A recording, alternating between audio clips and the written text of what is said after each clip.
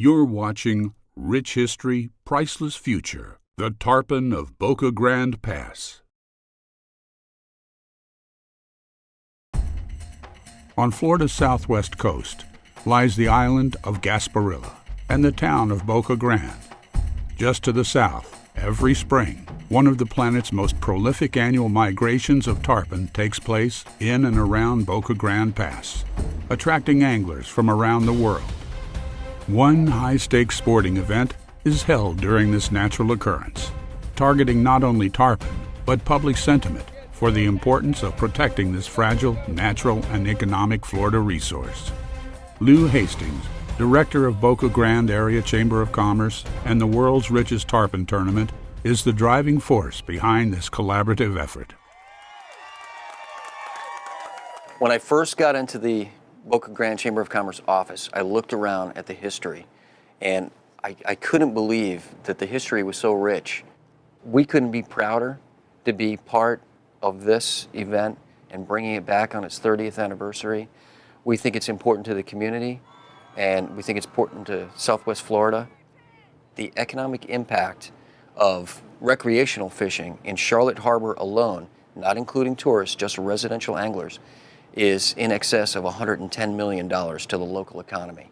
That's enough to get our attention, especially when we're not talking about tourism.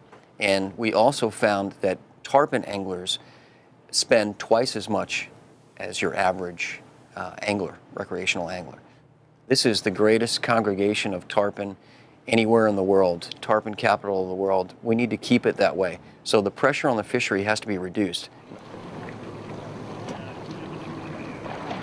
The pressure on these fish is tremendous anymore. Routine has changed a little bit.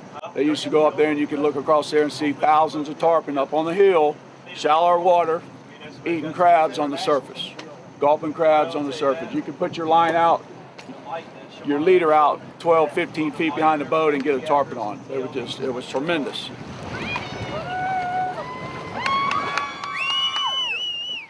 I don't think conservation is something new, but it's something that's been evolving over the years. The Boca Grande Fishing Guides Association, when they did this tournament for the last 7 years, decided on their own not to weigh the fish. They knew that the effect that was having on the fishery. So we've been evolving with that, and now the World's Richest is going to take it the other step further and make it a quick release tournament. When Lew said it's going to be a catch and release, all you need to do is touch the leader and the fish is gone, we said that's great because you're not putting a whole lot of stress on the animals. Basically, you're touching the leader. It's an official, every boat has an observer on it, which is a great piece. So as soon as you touch that leader, it's considered a catch. The fish is released, it's gone. And most of the catches are lasting from 2 minutes to 5 minutes. I mean, it's, hook up, reel the fish in, gone. So it's really kind of cool. We had a couple that were only minute fights yesterday, which was good to see. So it really puts very little stress on the animal. Everybody is excited about getting involved in this because of the mission. Which is what you want. You want people to care about the oceans, care about what's around them in their environment, and do something about it. Coming up, you can't educate without knowledge. So the research work comes first. Any tarpon that we catch, she'll measure. She'll take a fin clip from for genetics. Working with the state of Florida, we can actually do DNA fingerprinting. We can identify those fish, their survival rate, their growth rate, all those types of things.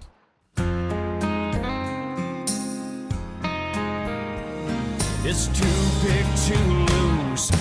It's in our hands. We need to keep it as it is. If not better than we found it. Water everywhere, but we know we gotta move fast or it might disappear. The ocean lives, barely breathing as it is. We gotta save it for the kids.